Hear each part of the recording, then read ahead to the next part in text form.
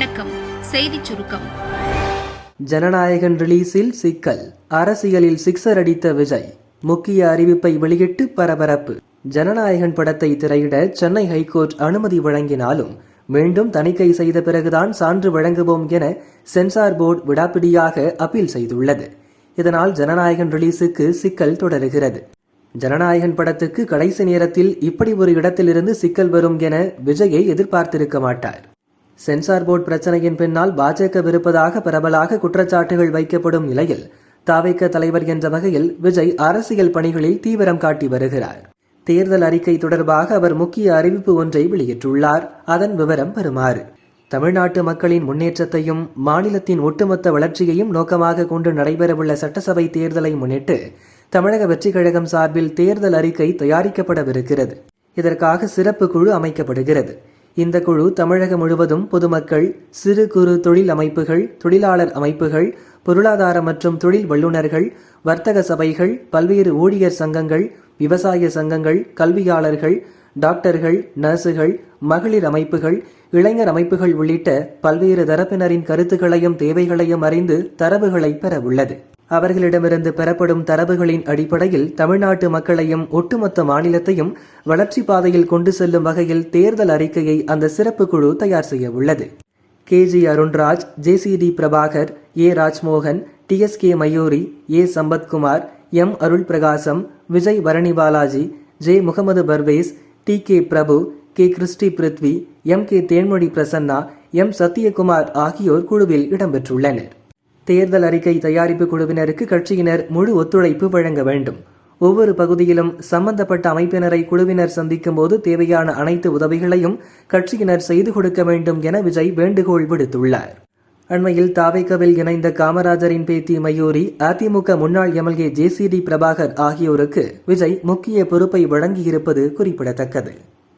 மொத்தத்தில் திமுக இல்லாத தமிழகம்தான் வேண்டும். ஸ்டாலினுக்கு லிஸ்ட் போட்ட நாகேந்திரன். தமிழக பாரதிய ஜனதா தலைவர் நாகேந்திரனின் அறிக்கை. உங்கள் கனவை சொல்லுங்கள் என்ற புதிய திட்டத்தை முதல்வர் ஸ்டாலின் தொடங்கியிருக்கிறார். 4.5 ஆண்டுகளுக்கு பிறகு மெல்ல தூக்கத்திலிருந்து விழித்திருக்கும் முதல்வருக்கு தமிழக மக்களின் கனவு பட்டியலை நாங்கள் சொல்கிறோம்.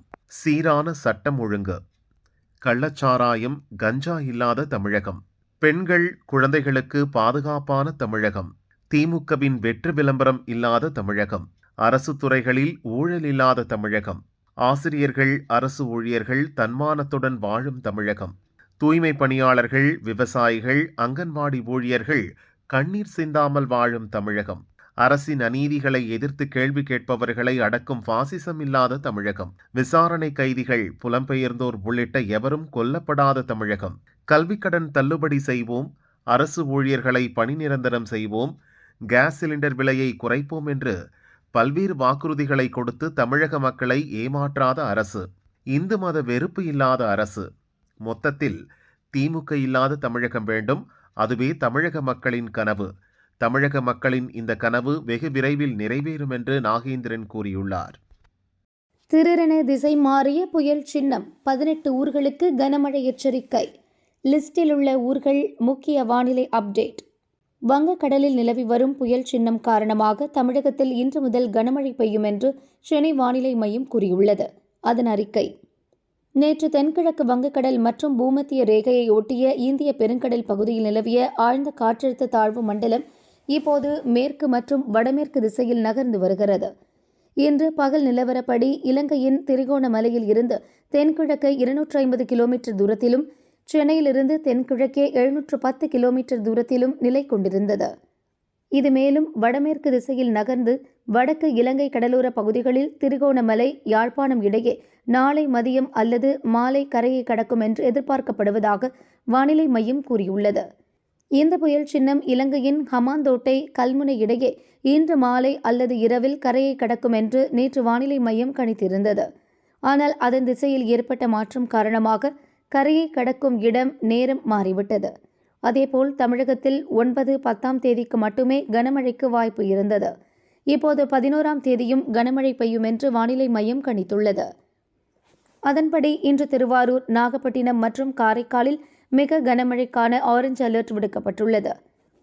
ராமநாதபுரம், புதுக்கோட்டை, தஞ்சாவூர், மயிலாடுதுறை, கடலூர் மாவட்டங்களில் கனமழைக்கான மஞ்சள் அலர்ட் விடுக்கப்பட்டுள்ளது.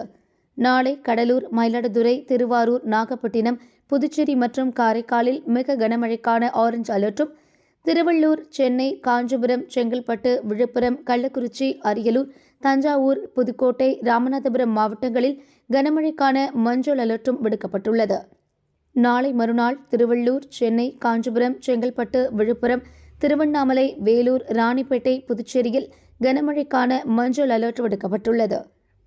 சென்னையை பொறுத்தவரை அடுத்த 48 மணி நேரத்திற்கு வானம் ஓரளவு மேகமூட்டத்துடன் காணப்படும். நகரின் ஒரு சில இடங்களில் மிதமானது முதல் கனமழைக்கு வாய்ப்புள்ளது என்று வானிலை மையம் கூறியுள்ளது. தீபாவளினா பளிச்சுன்னு ஞாபகத்துக்கு வர்றது பட்டு, பட்டாசு, பலகாரம் நான் ஞாபகத்துக்கு வர்றது மந்த்ரா கடலை எண்ணெய். அபார ருசி, ஆரோக்கியமான உடல் நலம். தீபாவளி அன்னைக்கு மட்டும் இல்ல, என்னைக்குமே கிச்சன்ல இருக்க வேண்டியது மந்த்ரா கடலை எண்ணெய் தான். Wherever you go, whatever you do, throw a little at it. Omax, Vest and Briefs. இன்னும் சொல்லுகிறேன், 199% இதுவரையில நாம் நம் தந்த வாக்குறுதிகளை நிறைவேற்றி இருக்கிறோம். 2021 சட்டமன்ற தேர்தலுக்கு திராவிட முன்னேற்ற கழகத்தின் சார்பில் கொடுத்த வாக்குறுதிகள் எவ்வளவு? 505. எல்லாம் கவனிங்க, கொடுத்த வாக்குறுதிகள் திமுக தேர்தல் அறிக்கையில கொடுத்த வாக்குறுதிகள் 505 வாக்குறுதிகள் கொடுத்திருக்கிறோம். அந்த 505 வாக்குறுதிகள்ல 389 வாக்குறுதிகளை நிறைவேற்றி இருக்கிறோம். இது மிச்சம் இருப்பது எவ்வளவு? 116.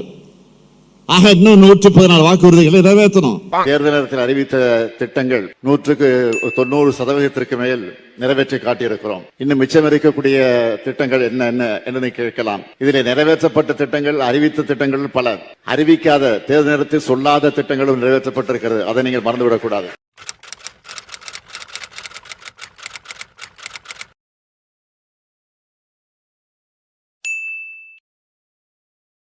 2021 கொடுத்த 505 வாக்குறுதிகளை 404 வாக்குறுதிகளை நிறைவேற்றி இருக்கிறோம்.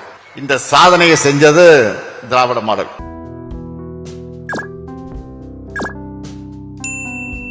2030 உங்கள் கனவை நனவாக்குவேன் ஸ்டாலின்.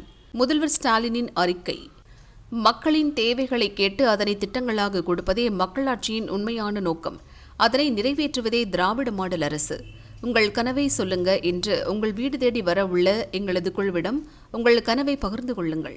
2030 அவற்றை நனவாக்க நான் பாடுபடுவேன். இதுவே என் வாக்குறுதி. உங்கள் கனவு நனவானால் தமிழகத்தின் கனவுகள் நனவாகும் என ஸ்டாலின் கூறியுள்ளார்.